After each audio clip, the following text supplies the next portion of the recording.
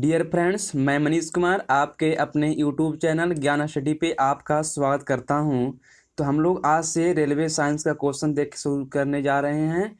आज हम लोग का डे 1 है, देख सकते हैं आज हम लोग का डे 1 है जो एनटीपीसी एंड ग्रुप डी में बहुत ही इंपॉर्टेंट रखेगा, महत्व रखेगा, है ना। साइंस के 40 टॉप क्वेश्चन को हम लोग इस वीडियो में देखने वाले हैं। 40 टॉप क्वेश्चन जो एग्जाम में, ये क्वेश्चन जो है रेलवे के एग्जाम में बार बार आता है ना। तो चलिए हम लोग शुरू करते हैं। डियर फ्रेंड्स, हमारा फर्स्ट क्वेश्चन है कि देखिए हमारा फर्स्ट क्वेश्चन क्या है। उपचयन अभिक्रिया में ऑप्शन है, हमें ऑप्शन में क्या है, O2 का योग, H2 का वियोग मतलब हटना, इलेक्ट्रॉन का त्याग, सभी। तो हमारा करेक्ट आंसर जो है, बता दें आपको डियर फ्रेंड्स, हमारा करेक्ट आंसर क्या है।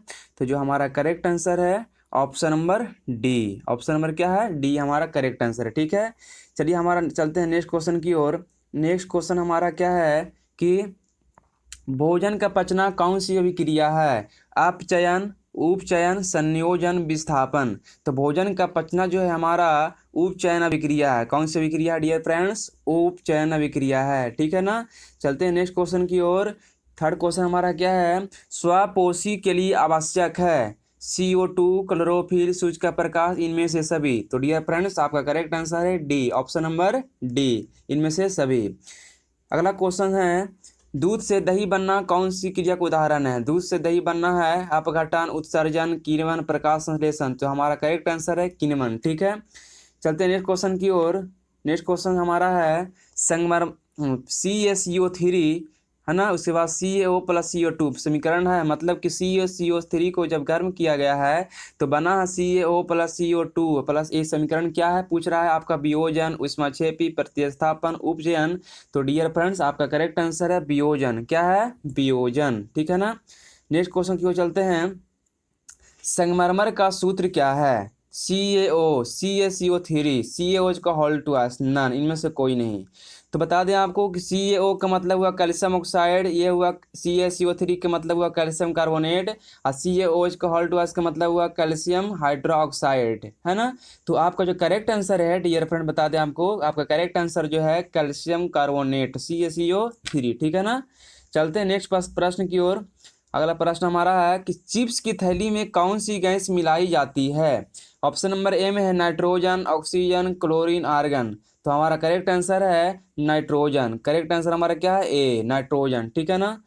अगला प्रश्न हमारा है कि, अगला प्रश्न हमारा है, देख सकते हैं आप, नाइट्रोजन हाइड्रोजन से अभिक्रिया कर क्या बनाता है। नाइट्रोजन, है ना, देखिए नाइट्रोजन हाइड्रोजन से मतलब H2 अभिक्रिया करेगा तो क्या बनाएगा, तो बनाता है डियर फ्रेंड्स NH3, और NH3 को ही कहते हैं अमोनिया। कैसे बनता है आपको बता देते हैं। देखिए कि नाइट्रोजन का जो वैलेंसी होता है डियर फ्रेंड्स 3 होता है, हाइड्रोजन का वैलेंसी 1 होता है। अब देखिए ये वैलेंसी इसके पास जाएगा, ये वैलेंसी इसके पास जाएगा, तो A1 लिखाता है, नहीं लिखाता है, तो N1 नहीं लिखाएगा, वो H लिखा गया, H पर 3 जाएगा तो NH3 हो गया, है ना। तो संयोजकता से निकलता है फॉर्मूला। ठीक है डियर फ्रेंड्स, आपको समझ में आ गया होगा। तो आपको ये बात याद हो गया होगा कि नाइट्रोजन हाइड्रोजन से अभिक्रिया करता है तो कौन सी गैस बनती है, अमोनिया गैस बनती है, NH3 इसे बोलते हैं। ठीक है ना। नेक्स्ट अगला प्रश्न हमारा क्या है, तो देख सकते हैं आप कि LPG का मुख्य घटक क्या है। LPG का मुख्य घटक क्या है। ऑप्शन नंबर ए में है, देख सकते हैं, मीथेन, बी में प्रोपाइन, सी में ब्यूटेन, डी में इथिन। आपका करेक्ट आंसर है ब्यूटेन, है ना। LPG का मुख्य घटक क्या है, ब्यूटेन। ठीक है ना। चलते हैं अगले प्रश्न की ओर। अगला प्रश्न हमारा है कि संतुलित समीकरण किस नियम का पालन करता है। संतुलित समीकरण किस नियम का पालन करता है। ऊर्जा संरक्षण, संवेग संरक्षण, द्रव्यमान संरक्षण, इनमें से सभी।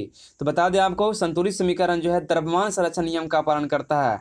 एक बात आपको बता दें कि संतुलित समीकरण किसे कहते हैं। तो संतुलित समीकरण उसे कहते हैं जिस समीकरण में अभिकारक तथा उत्पाद के प्रत्येक तत्व के परमाणु द्रव्यमान समान होता है, उसे संतुलित समीकरण कहते हैं।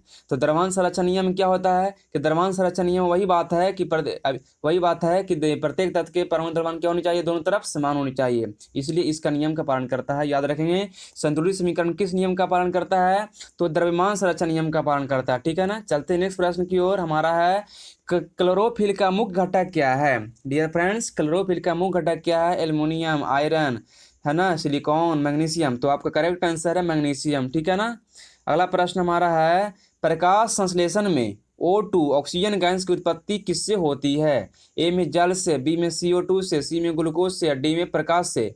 तो आपको ये मालूम होगा कि प्रकाश संश्लेषण में, याद बता दें आपको, करेक्ट आंसर इसका जल से। प्रकाश संश्लेषण में O2 की उत्पत्ति किससे होती है? तो जल से, ठीक है ना। चलते हैं नेक्स्ट प्रश्न की ओर। अमीबा में कैसा पोषण होता है? तो आपका करेक्ट आंसर है विषम पोषण। ऑप्शन ए में था विषम पोषण, बी में स्व पोषण, डी में दोनों, और डी में, सी में दोनों, और डी में कोई नहीं। तो आपका करेक्ट आंसर है डियर फ्रेंड्स विषम पोषण। विषम पोषण कहते हैं किस हो, है ना, जो अपने पोषण के लिए दूसरे पर निर्भर हो, उसे विषम पोषण कहते हैं। और स्व पोषण किसे कहते हैं? जो अपने पोषण के लिए, अपने जीवन को यापन करने के लिए दूसरे पर निर्भर नहीं हो, अपने आप भोजन बनाता है, जैसे पेड़ पौधा, वह स्वपोषी में आता है ना, स्वपोषण की क्रिया करता है। पोषण दो प्रकार का, स्वपोषण और विषम पोषण, ठीक है। तो याद रखेंगे आप कि हम जो मनुष्य है, हम लोग जो है विषम पोषण है, क्योंकि हम लोग दूसरे पर आधारित हैं। हम लोग क्या कहते हैं, करते हैं, खाते हैं तो पौधे, और पौधे के उत्पाद खाते हैं, है ना। मनुष्य विषम पोषण में आता है ना। जितने भी बड़े बड़े जीव जंतु है सब विषम पोषण में आता है, ठीक है। चलते हैं नेक्स्ट प्रश्न की ओर। भोजन का पाचन तथा अवशोषण कहाँ होता है? भोजन का पाचन तथा अवशोषण कहाँ होता है?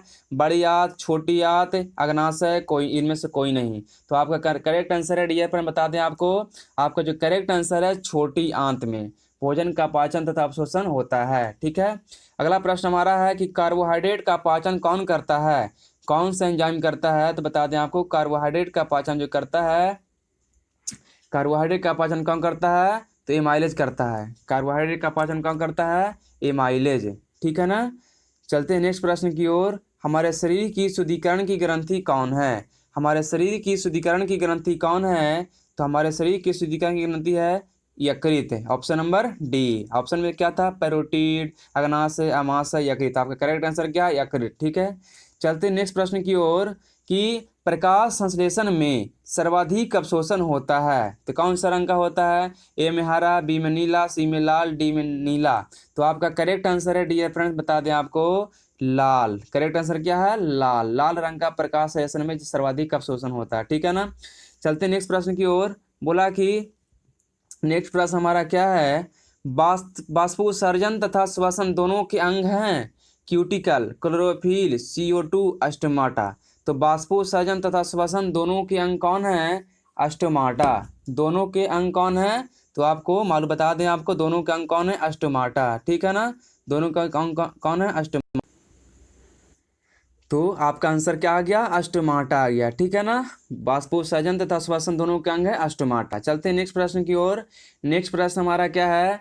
छोटी आंत का सबसे बड़ा भाग क्या है? Duodenum, jejunum, ileum. तो आपका करेक्ट आंसर है इलियम। करेक्ट आंसर क्या है? इलियम, ठीक है ना। चलते हैं नेक्स्ट प्रश्न की ओर। क्या हमारा अगला प्रश्न है? प्रकाशीय प्रतिक्रिया हरित लावक के किस भाग में होती है? देखिए, प्रकाशीय प्रतिक्रिया होता है, एक होता है अप्रकाशीय प्रतिक्रिया। प्रकाशीय प्रतिक्रिया जो होता है ऑक्सीजन की उपस्थिति में होता है, अप्रकाशीय प्रतिक्रिया ऑक्सीजन की अनुपस्थिति में होता है।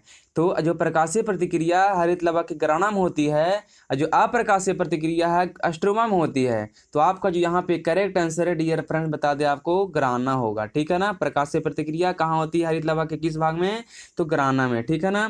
चलते हैं नेक्स्ट प्रश्न की ओर। हमारा क्या है? अवतल दर्पण की फोकस दूरी उसकी वक्रता त्रिज्या की होती है। तो अवतल दर्पण की फोकस दूरी वक्रता त्रिज्या की आधी होती है। कैसे होती है आपको बताते हैं थोड़ा सा, ठीक है ना, बता दें। जैसे ये आपका अवतल दर्पण है, ये आपका क्या है? अवतल दर्पण है। तो अवतल दर्पण है, देखिए ध्यान से देखिएगा, आपको समझ में आ जाएगा, है ना। ये देखिए अवतल दर्पण यहाँ पे होता है सी और यहाँ पे होता है एफ, है ना, फोकस। अब जो यहाँ पे होता है पी, है ना, तो एफ और पी के बीच की दूरी को स्मॉल एफ मैंने फोकस दूरी कहते हैं। अब सी और पी के बीच की दूरी को हम क्या कहते हैं? आर कहते हैं, है ना, मैंने वक्रता त्रिज्या। आप देख सकते हैं कि एफ और ए मतलब ए पी और एफ की जो दूरी है सी और पी के दूरी से क्या है? आधा लग रहा है कि नहीं? मतलब क्या हुआ कि जो फोकस दूरी है वक्रता त्रिज्या की आधी होती है ना। तो आपको समझ में आ गया होगा कि यहाँ बोला क्या क्वेश्चन, अवतल दर्पण की फोकस दूरी वक्रता त्रिज्या की होती है तो आधी होती है, ठीक है, आधी। लेकिन क्वेश्चन बोलता है कि वक्रता त्रिज्या फोकस दूरी की क्या होती है? तो वक्रता त्रिज्या फोकस दूरी की दुगनी होती है, लेकिन फोकस दूरी वक्रता त्रिज्या की आधी होती है, ठीक है ना। चलते हैं नेक्स्ट प्रश्न क्या हमारा है? निर्वात में प्रकाश की चाल होती है। तो निर्वात में प्रकाश की चाल ऑप्शन ए में है 3 × 10⁻⁸ मीटर प्रति सेकेंड, 2 × 10⁻⁸ मीटर प्रति सेकेंड, 3 × 10⁻⁸ मीटर प्रति सेकेंड, 2 × 10⁻⁸ मीटर प्रति सेकेंड। तो डियर फ्रेंड्स आपका करेक्ट आंसर क्या है, सी है, 3 × 10⁻⁸ मीटर प्रति सेकेंड। ठीक है ना। चलते हैं नेक्स्ट प्रश्न की ओर। नेक्स्ट प्रश्न हमारा क्या है, नेक्स्ट प्रश्न हमारा है डियर फ्रेंड्स, हजामत बनाने में किस दर्पण का प्रयोग करते हैं, उत्तल दर्पण, समतल दर्पण, अवतल दर्पण, इनमें से कोई नहीं। तो आपका करेक्ट आंसर है अवतल दर्पण। हजामत बनाने में किस दर्पण का प्रयोग करते हैं, तो अवतल दर्पण। ठीक है डियर फ्रेंड्स, चलते हैं अगले प्रश्न की ओर। तो डियर फ्रेंड्स हमारा नेक्स्ट क्वेश्चन है कि नेक्स्ट क्वेश्चन क्या है, प्रकाश की किरणें गमन करती है। ऑप्शन नंबर ए में है सीधी रेखा में, बी में किसी भी दिशा में, डी में वक्र रेखा में, इनमें से कोई नहीं। तो डियर फ्रेंड्स आपका करेक्ट आंसर जो है सीधी रेखा में। ठीक है, चलते हैं नेक्स्ट प्रश्न की ओर। नेक्स्ट प्रश्न हमारा क्या है कि समतल दर्पण में बना प्रतिबिंब कैसा होता है। तो समतल दर्पण में बना प्रतिबिंब जो होता है आपका हमेशा काल्पनिक होता है। ठीक है, लेकिन बता दें आपको कि उत्तल दर्पण में हमेशा जो है, उत्तल दर्पण में आपका वास्तविक और काल्पनिक दोनों बनता है। अवतल दर्पण में है जो है केवल आपका वास्तविक प्रतिबिंब बनता है। लेकिन यहाँ पे समतल दर्पण की बात किया गया है, तो समतल दर्पण में प्रतिबिंब हमेशा काल्पनिक बनता है। ठीक है, याद रखेंगे इस बात को आप। तो नेक्स्ट प्रश्न हमारा है क्या कि गोलीय दर्पण में एफ तथा आर के बीच संबंध क्या है। तो आपका बता दें करेक्ट आंसर इसका है एफ = r/2। ठीक है, क्यों है आप थोड़ा सा इस पर विचार कर लीजिए, देखते हैं हम लोग। जैसे ये आपका क्या है, अवतल दर्पण है, ये आपका जो है डियर फ्रेंड्स ये अवतल दर्पण है। और देखिए ध्यान से, इस सब ध्यान से देखिए, इस समझ में आपको आ जाएगा क्या बताने जा रहे हैं। जैसे देखिए यहाँ पे जो है हमारा सी है, यहाँ पे क्या है सी है, यहाँ पे क्या एफ है ना। तो ए यहाँ पे पी रहता है ना, ध्रुव, यहाँ पे मुख्य फोकस, वक्रता केंद्र। तो देखिए ध्यान से कि पी तथा एफ के बीच की दूरी को कहते हैं हम लोग स्मॉल एफ माने फोकस दूरी, है ना। सी या पी के बीच की दूरी को कहते हैं आर माने वक्रता त्रिज्या। अब देखिए जो सी या पी की दूरी है पी एफ की दूरी से दुगुना है कि नहीं है, इसलिए बोला गया कि आर जो होता है एफ के दुगुना होता है। मतलब आर = f/2 बोलिए या f = r/2 बोलिए, बात एक ही है ना। चाहे तो आप r बराबर बोलिए 2f या तो बोलिए f = r/2। ठीक है, दोनों सही है। यहाँ पे जो लिखा गया है कि गोलीय दर्पण में एफ तथा आर के बीच संबंध क्या है, तो आपका करेक्ट आंसर क्या है f = r/2 ऑप्शन के अनुसार। ठीक है, चलते हैं नेक्स्ट प्रश्न की ओर। हमारा नेक्स्ट प्रश्न क्या है डियर फ्रेंड्स, इससे विचार करते हैं। हमारा नेक्स्ट प्रश्न है गोलीय दर्पण के परावर्तक पृष्ठ की वृत्ताकार सीमा रेखा का व्यास कहलाता है मुख्य फोकस, मुख्य अक्ष, वक्रता त्रिज्या, दर्पण का द्वारा। तो बता दें आपको करेक्ट आंसर इसका क्या होगा। जैसे ये देखिए हमारा दर्पण है, गोलीय दर्पण, चाहे अवतल हो या उत्तल हो। तो जो कि ये इस प्रकार से जो होता है ना, यहाँ से लेकर यहाँ तक जो लंबाई हो गया इसी को बोलते हैं द्वारक। ठीक है ना, चलते हैं नेक्स्ट प्रश्न की ओर। इसका करेक्ट आंसर क्या हो गया हमारा, ये हो गया दर्पण का द्वारक। ठीक है, हमारा अगला प्रश्न क्या है कि किसी वस्तु के प्रतिबिंब का आवर्धन ऋणात्मक हो तो प्रतिबिंब की प्रकृति क्या होगी, वास्तविक और उल्टा, आभासी और सीधा, आभासी और उल्टा। तो डियर फ्रेंड्स बता दें आपको, जब आवर्धन ऋणात्मक हो, आवर्धन ऋणात्मक का मतलब क्या हुआ कि m = -v/u। तो जब आवर्धन ऋणात्मक होगा ना तो वास्तविक की जो प्रतिबिंब की जो प्रकृति होगा वास्तविक और उल्टा होगा। ठीक है ना, जब आवर्धन धनात्मक होता है तो आभासी और सीधा होगा, ये कंडीशन कभी नहीं आता है ना। जब आवर्धन धनात्मक होगा तो आभासी और सीधा, आवर्धन ऋणात्मक हो तो वास्तविक और उल्टा। ठीक है ना डियर फ्रेंड्स, हमारा अगला क्वेश्चन है उत्तल दर्पण की वक्रता त्रिज्या। यहाँ पे मिस्टेक हो गया, 32 लिख देते हैं। उत्तल दर्पण की वक्रता त्रिज्या अगर 32 सेंटीमीटर है तो फोकस दूरी क्या होगा। तो आप ध्यान से देखिए, जब वक्रता त्रिज्या 32 सेंटीमीटर है तो फोकस दूरी बराबर फॉर्मूला क्या होता है f = r/2। तो r के मान अगर 32 है तो 32/2 बराबर कितना, आपका आंसर आ गया 16 सेंटीमीटर। ठीक है ना, तो डियर फ्रेंड्स आपका करेक्ट आंसर इसका क्या आया 16 सेंटीमीटर, जब त्रिज्या कितना हो 32 सेंटीमीटर हो, जब फोकस दूरी 16 सेंटीमीटर आ गया। ठीक है, चलते हैं अगले प्रश्न की ओर। अगला प्रश्न हमारा क्या है, अवतल दर्पण के सामने वस्तु कहाँ रखने पर प्रतिबिंब समान आकार का बनेगा। तो वक्रता केंद्र पर। आपका करेक्ट आंसर क्या है सी, वक्रता केंद्र पर। आपको बता दें, एप के मतलब फोकस दूरी, मुख्य फोकस हुआ, सी के मतलब वक्रता केंद्र, एप तथा सी के बीच मतलब कि मुख्य फोकस तथा वक्रता केंद्र के बीच, डी की इनमें से कोई नहीं। तो आपका करेक्ट आंसर क्या है? सी, बी है, option number B answer C पर, केंद्र पर। ठीक है, अब कैसे इस पर थोड़ा विचार कर लेते हैं। तो देखिए, ए आपका कौन सा दर्पण हो गया? अवतल दर्पण हो गया। ठीक है, इस प्रकार से, है ना, ये आपका कौन सा दर्पण हो गया? अवतल दर्पण। अब इस प्रकार से ऐसे देखिए, यहाँ पे सी होता है, यहाँ पे मुख एफ हो गया, है ना। तो ध्यान से अब देखिए, आपको समझ में आ जाएगा डियर फ्रेंड्स। यहाँ पे आपका सी है, यहाँ पे एफ है। अब वस्तु को यहाँ पे रखे हैं, तो प्रकाश की किरण अगर एक देखिए ऐसे वस्तु से निकल जाता है ना, तो ये जो है ये मुख्य फोकस होते इससे गुजरता है। ठीक है, और एक प्रकाश की किरण अगर ऐसे आता है दर्पण के अगर बोल सकते हैं कि द्वारा ध्रुव पर पड़ता है, तो ये प्रकाश किरण ऐसे आता है, ऐसे लौटता है ना। तो ऐसे लौटता है, यहाँ पे कट गया। अब ध्यान से देखिए, यहाँ पे कट गया, तो ध्यान से देखिए आप, वहाँ पे जब कट गया डियर फ्रेंड्स, तो आप इस पर देखिए, अब इसको मिला दिए। इसको जब मिला दिए तो जितना बड़ा वस्तु है ना, उतना ही बड़ा प्रतिबिंब बनता है।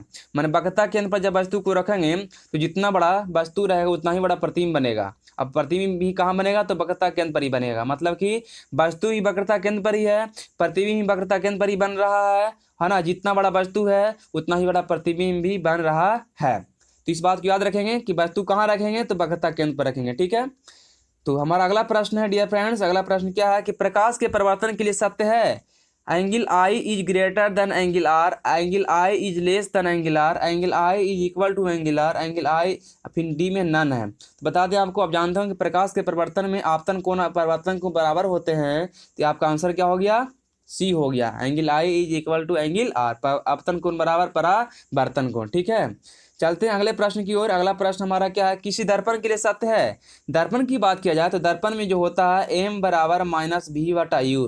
तो आपका ऑप्शन में किस में है एम बराबर माइनस भी बटा यू? Option number C. ठीक है, अगला प्रश्न हमारा है कि वाहनों में साइड मिरर के रूप में किस दर्पण का उपयोग किया जाता है। तो वाहनों में साइड मिरर के रूप में हमारा जो है उत्तल दर्पण का प्रयोग किया जाता है, क्योंकि उत्तल दर्पण का दृष्टि क्षेत्र बड़ा होता है ना। ये जो है प्रतिबिंब को आवर्धी कर देता है, बड़ा छोटा से बड़ा कर देता है। ठीक है ना।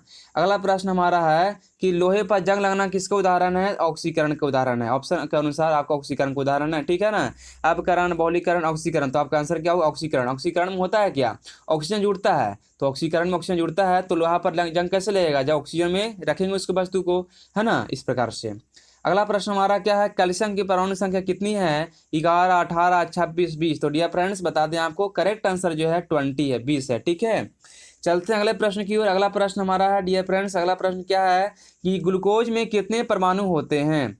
ग्लूकोज में कितने परमाणु होते हैं? तो ग्लूकोज में परमाणु की बात है तो ग्लूकोज का सूत्र जो होता है डियर फ्रेंड्स C6H12O6, है ना। तो इसमें देखिए परमाणु गिन दीजिए आप, 6 12 कितना 18 हो गया, 18 से कितना 24 हो गया। मतलब कि बोलते हैं ग्लूकोज में कितने परमाणु? तो 24 परमाणु। ठीक है, नीला थोथा या तुतिया का रासायनिक सूत्र क्या होता है? याद रखेंगे आप, इसका सूत्र होता है CuSO4 × 5H2, option number C. ठीक है, अगला प्रश्न हमारा है वायुमंडल में CO2 की मात्रा कितनी होती है? तो आपका करेक्ट आंसर है 0.03%। ठीक है ना। अगला प्रश्न हमारा है कि जल का अवशोषण कहाँ होता है? छोटी आंत में, बड़ी आंत में, यकृत में, अमाशय में। तो बता दें आपको, छोटी आंत में जो होता है भोजन का पाचन तथा अवशोषण होता है ना। भोजन का पूर्ण पाचन और अवशोषण कहाँ होता है? तो छोटी आंत में होता है। ठीक है, लेकिन बोला गया कि बड़ी जल का अवशोषण कहाँ होता है? तो आपका करेक्ट आंसर है डियर फ्रेंड्स बड़ी आंत में। ठीक है, ऑप्शन नंबर बी। तो हमारा लास्ट प्रश्न है डियर फ्रेंड्स, लास्ट प्रश्न हमारा क्या है कि यकृत अमोनिया को किस रूप में बदलता है? यकृत अमोनिया को किस रूप में बदलता है? ऑप्शन नंबर ए में यूरिया है, बी में ग्लाइकोजन है, सी में बिलिरुबिन है, डी में इनमें से कोई नहीं है। तो डियर फ्रेंड्स बता दें आपको, इसका जो करेक्ट आंसर हमारा है, करेक्ट आंसर हमारा क्या है? तो करेक्ट आंसर हमारा यूरिया है। करेक्ट आंसर हमारा क्या है? यूरिया। यकृत अमोनिया को यूरिया में बदल देता है। तो डियर फ्रेंड्स आपसे एक आखिरी में क्वेश्चन पूछ रहे हैं, आप कमेंट्स में इसका जवाब जरूर दे दीजिएगा। क्वेश्चन ये है कि कोशिका की खोज किसने किया था? कोशिका की खोज किसने किया था? आप क्वेश्चन में इसका जवाब जरूर दीजिएगा। ठीक है, अगर आप वीडियो आपको पसंद आया है तो आप वीडियो को जरूर लाइक कर दीजिए, है ना, और शेयर कर दीजिए। अगर आप भी चैनल पर नए हैं तो चैनल को सब्सक्राइब जरूर कीजिएगा, ताकि आपके पास इस तरह के वीडियो समय के अनुसार आपके पास जाते रहेगा, और इस तरह का क्वेश्चन हम आपके पास लाते रहेंगे। रेलवे साइंस का क्वेश्चन जो एग्जाम में बार बार आता है। ठीक है ना। तो चलिए हम नेक्स्ट वीडियो मिलते हैं, आपसे विदा लेते हैं। Thanks for watching. Bye bye.